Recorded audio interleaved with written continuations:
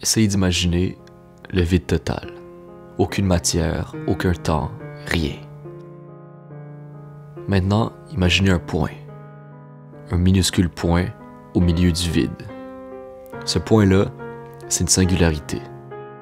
Dans cette singularité, dans ce petit point-là, il y a une infinité de matière condensée. Il y a environ 13,8 milliards d'années.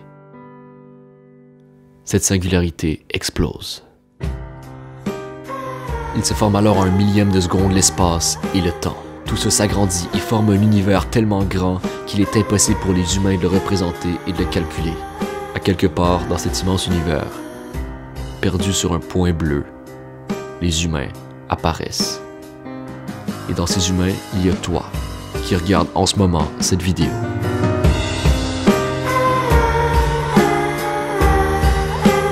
Stephen Hawking, un célèbre physicien, est décédé malheureusement cette semaine. Il a fait des travaux qui ont fait énormément avancer la science, comme ses travaux sur les trous noirs et sur les singularités. Je me suis plongé dans sa vie, dans son travail. Ça m'a beaucoup inspiré, mais surtout, ça fait ressurgir des questions que je me posais sur l'univers et sur la vie. Je me suis demandé si l'univers avait un début, un milieu et une fin. On sait aujourd'hui que l'univers est en expansion. À chaque seconde que vous ressentez, l'univers prend plus d'espace et les galaxies s'éloignent les unes des autres. Si l'univers grandit constamment, ça veut dire que si on revient en arrière, il rétrécit et rétrécit. Il va diminuer en taille jusqu'à se concentrer dans un seul point. On est de retour au tout début. Pour que l'univers commence son expansion, il a dû avoir un point précis.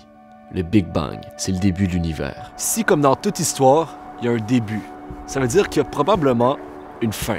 Si l'univers grandit à l'infini, il va aussi refroidir. En effet, la chaleur, donc l'énergie, va se répartir dans un plus grand espace, donc il va faire plus froid dans l'univers. On pourrait donc penser qu'on va arriver à un point où l'univers va tellement être grand qu'il va faire trop froid pour qu'il y ait de la vie. Ça, c'est une fin possible. Une autre théorie, c'est le Big Crunch. D'ici 60 milliards d'années, à cause de la gravitation universelle, l'univers inverserait sa course et se mettrait à rétrécir. Il deviendrait de plus en plus petit, toute la matière serait concentrée pour créer un seul point, une singularité. Ça vous dit quelque chose? On revient au début. On revient juste au début de l'univers, avant le Big Bang, avec notre singularité. Est-ce que la fin de l'univers pourrait être le début de l'univers? Comme un cycle, comme un rebondissement. Bon, vous allez me demander, Émile, pourquoi tu nous parles de la fin de l'univers? C'est un peu déprimant. Quand on voit l'univers comme une histoire, ça devient la plus grande et la plus belle de toutes les histoires. Ça réunit des milliards de plus petites histoires. L'histoire de votre vie fait partie de l'histoire de l'humanité. Et l'histoire de l'humanité fait partie de l'histoire de l'univers. Donc oui, votre concert vendredi dernier de piano, là, il fait partie de l'histoire de l'univers. Votre premier amour, il fait partie de l'histoire de l'univers. Imaginez un film qui dure des milliards d'années et qui est constitué de milliards de plans de caméra, de milliards de personnages et de milliards d'émotions. Ce film-là est affiché dans je sais pas quel cinéma. On sait même pas s'il y a des gens qui le regardent. On sait même pas si ça va être un succès au box-office. Bon, je m'emporte, mais l'univers est une histoire et vous en faites partie. Maintenant, comment on vit notre vie en pensant comme ça?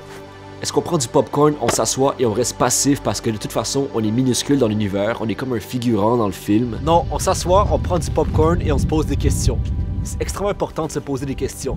C'est ça, par exemple, qui a fait que les êtres humains ont découvert l'Amérique, que les êtres humains sont allés dans l'espace, qu'ils ont inventé Internet, les autos, les fusées, les avions. Quand vous regardez un film, vous aimez ça quand le personnage principal remet en question les choses autour de lui. Ben, c'est la même chose dans l'univers. Il faut remettre en question ce qui est autour de nous. Se poser des questions, c'est être vivant. Être passif dans son quotidien, c'est être déjà mort. Peut-être qu'on peut pas changer l'univers. Peut-être qu'on peut même pas changer le monde. Peut-être qu'on fera jamais rien qui va changer le cours des étoiles dans le ciel. Mais il faut aussi se rappeler d'une chose, c'est qu'on a tous quelque chose d'extrêmement unique à l'intérieur de nous qui nous rend spécial. Et que si on va au bout de ça, qu'on est actif et qu'on continue de se poser des questions, ben peut-être qu'au moins, on fera un putain de bon film.